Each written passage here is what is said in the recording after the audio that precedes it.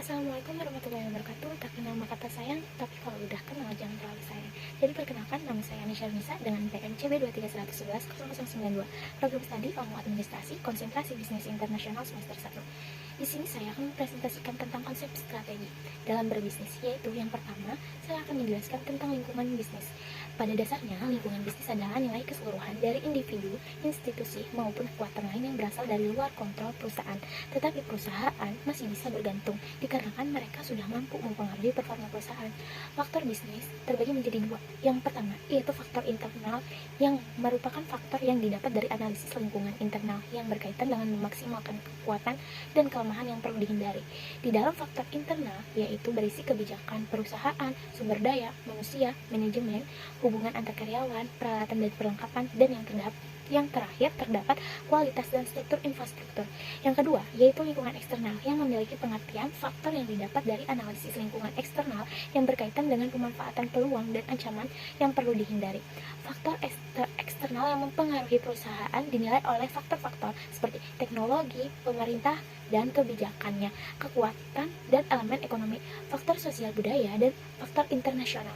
Ini adalah faktor-faktor yang tidak dapat dikendalikan oleh perusahaan. Selanjutnya, saya akan menjelaskan tentang segmentasi. Segmentasi memiliki pengertian, yaitu proses memecah kelompok heterogen atau mengelompokkan komponen dari calon konsumen menjadi homogen atau lebih kecil.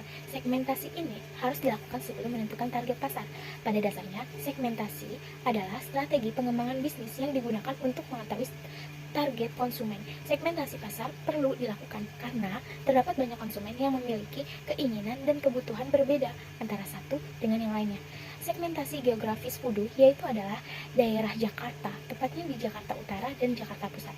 Terdapat juga segmentasi demokrasi yang memiliki pengertian ada pasar dibagi menjadi kelompok-kelompok berdasarkan variabel demografis seperti usia, jenis kelamin, penghasilan, pekerjaan, dan lain sebagainya. Demografis untuk usaha dimsum tahu yaitu usia 5-60 tahun untuk anak-anak hingga dewasa. Jenis kelamin yang dapat membeli dimsum tahu yaitu perempuan dan laki-laki. Semua jenis pekerja yang dapat membeli dimsum tahu dan semua tingkatan pendidikan dapat membeli dimsum tahu. Pendapatan ini didapat dari konsumen golongan menengah ke atas dan golongan menengah. Dan terakhir yaitu generasi baby boomer, X, Y, dan Z. Selanjutnya, segmentasi psikografis yaitu identifikasi dengan karakteristik yang memiliki kepribadian. Dapat dilihat dari minat dan pendapat, kepribadian, nilai yang dianut, dan sikap yang dapat mempengaruhi gaya hidup seseorang. Dan perilaku pembelian. Psikografis Fudu yaitu orang yang hidup sehat dan vegetarian. Selanjutnya, tingkah laku yaitu sikap perilaku yang ingin membeli produk dan keuntungan penilaian seperti peristiwa, status pengguna, kesiapan pembeli, dan status loyalitas. Tingkah laku produk Fudu yaitu konsumen yang mengurangi gula atau makan makanan yang manis dan penyuka makanan gurih dan sehat dengan variasi dimsum tahu.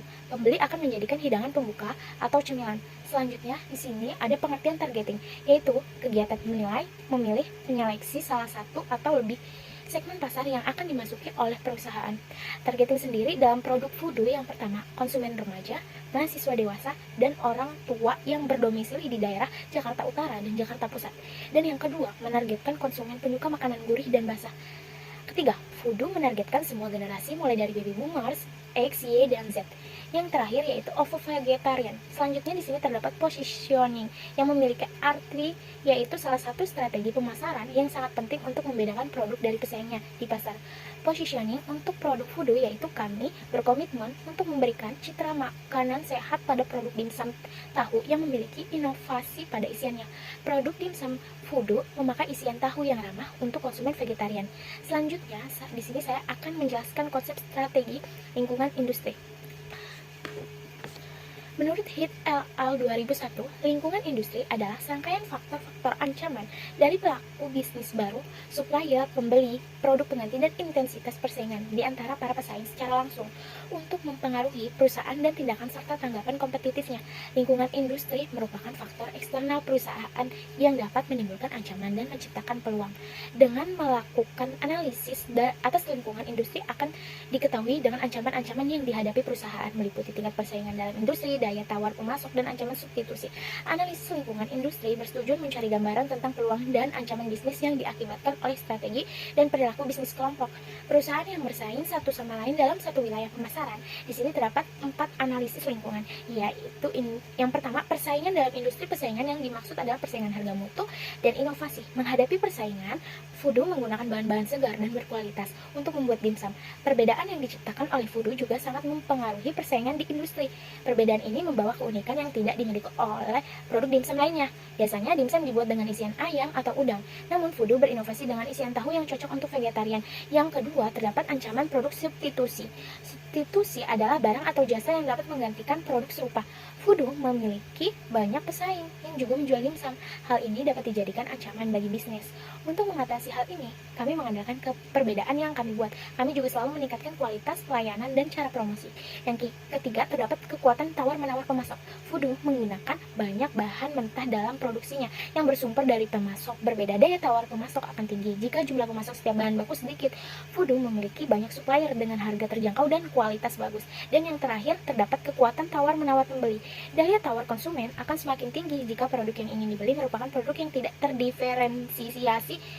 Fudu menjadi pembeda dengan produk pesaing lainnya, khususnya pada isi dimsumnya. Dimsum biasanya ayam atau udang. Kami inovasikan dengan isian tahu. Cukup sekian dari saya. Apabila ada yang kurang mohon dimaafkan. Wassalamualaikum warahmatullahi wabarakatuh.